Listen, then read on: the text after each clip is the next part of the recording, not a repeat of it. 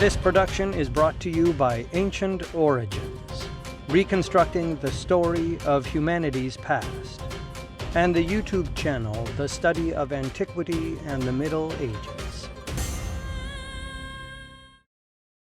Hattusa, the cursed city of the Hatti and the Hittite Empire. Written by Wu Ming Ren. Narrated by D.W. Draffin. Hattusa, also known as Hattusha, is an ancient city located near modern Boğazkale, in the Çorum province of Turkey's Black Sea region. This ancient city once served as the capital of the Hittite Empire, one of the superpowers of the ancient world. In the Amarna Letters, which have been dated to the 14th century BCE, the Hittites were referred to by the Egyptians as a major power, alongside Assyria, Mitanni, and Babylonia, and they were treated as equals. Hattusa was established by the Hatti, the indigenous people who were living in that area prior to the coming of the Hittites. The origins of the Hittites are still a mystery, and they may have immigrated into Hatti territory, settled, and established their empire there. Establishment of Hattusa. During the 3rd millennium BCE, the Hatti had established a city-state based on Hattusa. At this point of time, Hattusa was one of the many small city-states in the region. Another possible city-state of the Hatti is Kanesh, which is located close to Hattusa. A trading colonies are said to have been established by the Assyrians around 2000 BCE, and the name of Hattusa is first discovered from written documents dated to that period of time. This period of Hattusa's history came to an end around 1700 BCE. During this time, the city was conquered and then razed to the ground by Anitta, a king of Kusara, a city-state whose location has not yet been identified. The king is said to have left an inscription to proclaim his victory over Hattusa, and lay a curse on the ground the city stood on and on anyone who might rebuild the city and rule there. Anitta was either a Hittite king or a forerunner of the later Hittites. It seems a little ironic that when Hattusa was resettled around the middle of the 17th century BCE, it was done so by Hattusili, a Hittite ruler who was known also as Man of Kusara. Hattusili means one from Hattusa, and may have been a name adopted by this king following his occupation of Hattusa. Due to the scarcity of records, it is unknown if Anitta rebuilt the city following its destruction. This, in turn, raises the question of whether Hattusili, like Anitta, had to conquer Hattusa by force, or simply build over the ruins of the old city. Hattusa's structures.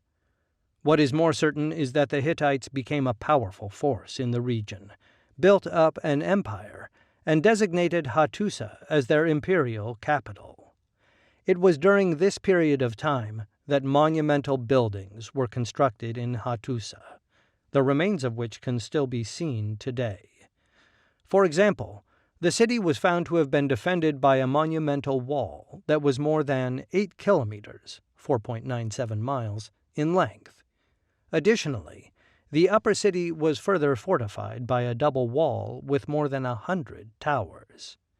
This wall is known to have 5 gates, including the famous Lion Gate and Sphinx Gate. Apart from these defensive structures, many temples have also been uncovered in Hattusa. The best preserved of these is the Great Temple, which is located in the lower city and dates to the 13th century BCE. In 2016 CE, archaeologists also discovered a secret 23-year-old 100 tunnel at Hattusa. Researchers said they had previously found a cuneiform tablet here, featuring a king who explains to priests what to do during ceremonies. This secret tunnel might have had a sacred function. Another interesting feature at Hattusa is the mysterious large green rock, which locals lovingly refer to as the Wish Stone. The huge rock is believed to be made of serpentine or nephrite, meaning it is not a common stone found in the area.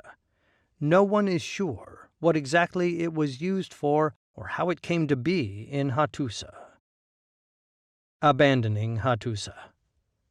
The Hittite Empire began its decline around the middle of the 13th century BCE, mainly due to the rise of their eastern neighbors, the Assyrians. Moreover, raids by hostile forces, such as the Sea Peoples and the Kaska, further weakened the Hittite Empire, finally resulting in its collapse during the first half of the 12th century BCE. In 1190 BCE, the Kaskas managed to capture Hattusa, which they then sacked and burned. Hattusa was abandoned for the next 400 years and then was resettled by the Phrygians. The site continued to exist as a settlement during the Hellenistic, Roman, and Byzantine periods, though its years of glory were already long behind it. In the meantime, the Hittites faded and eventually disappeared completely, with the exception of a few references in the Bible and some documents from Egypt. It was only during the 19th century, when excavations began to be carried out in Boğazkale, that the Hittites and their capital Hattusa were rediscovered by the modern world. Ancient Origins specializes in reconstructing the story of humanity's past. And honestly, for those of you who love anything ancient, mysterious, and the unexplained, it's the best resource online for you, providing a variety of content. But more importantly, it's helping us understand the subjects that we all love. From the fringe to the mainstream, you get the best of everything. But if you want access to even greater content, I highly suggest you becoming a premium member to Ancient Origins. And for those of you who may ask, okay, why? I have an answer for you. One, it is a treasure trove of information. It gives you even more access to the subjects that you love. From ebooks, webinars, expeditions, even more articles. But in some cases, you get to talk to the experts themselves. And by being a subscriber to Ancient Origins, you are continuing to help them make history matter. Ancient Origins literally has something for everyone. So, before we get to the presentation, check out the links in the video description below. I'm going to provide you with a variety of references to Ancient Origins from their Facebook page and other social media outlets to the very heart of the Ancient Origins website itself to help people like me and you better understand the subjects of history, mystery, and the unexplained that we all love.